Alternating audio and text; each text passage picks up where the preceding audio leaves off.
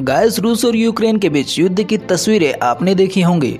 Putin की सेना ने यूक्रेन पर आक्रमण कर दिया। दुनिया इसे रूस की घुसपैठ करार देते हुए अंजाम भुगतने की बात कह रही है। लेकिन सवाल यह है कि एक जमाने में सोवियत संघ का हिस्सा रहे यूक्रेन और रूस की अदावत की वजह क्या है।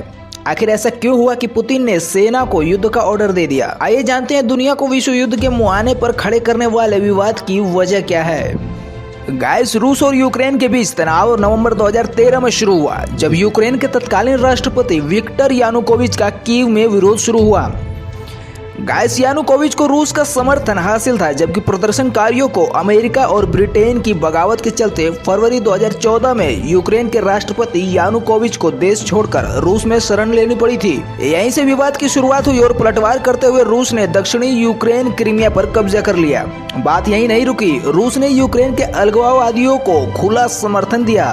तभी से यूक्रेन सेना और अलगाववादियों के बीच में जंग जारी है। दरअसल अलगाववादियों से निपटने के लिए यूक्रेन ने नई रणनीति बनाई। यूक्रेन ने नाटो से दोस्ती गांठी और खुल्लम खुल्ला अमेरिका की शरण में पहुंच गया।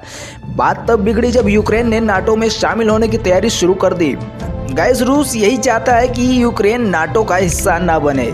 इसके पीछे तर्क यह है कि यूक्रेन अगर नाटो से जुड़ जाता है तो रूस पूरी तरह घिर जाएगा, क्योंकि भविष्य में नाटो देश की मिसाइलें यूक्रेन की धरती पर तैनात की जाएंगी, जो भविष्य में उसके लिए बड़ी चुनौती साबित हो सकती है। गाइस, रूस चाहता है कि नाटो अपना विस्तार ना करे। राष्ट्रपति पुतिन इसी मांग को लेकर यूक्रेन और पश्चिमी देशों पर दबाव डाल रहे थे। आखिरकार रूस ने अमेरिका और दूसरे देशों की पाबंदियों की परवाह किए बगैर गुरुवार को यूक्रेन पर हमला बोल दिया। गाइस, अगर रूस नहीं रुका तो अगले कुछ घंटों में यूक्रेन के बड़े हिस्से पर कब्जा कर लेगा।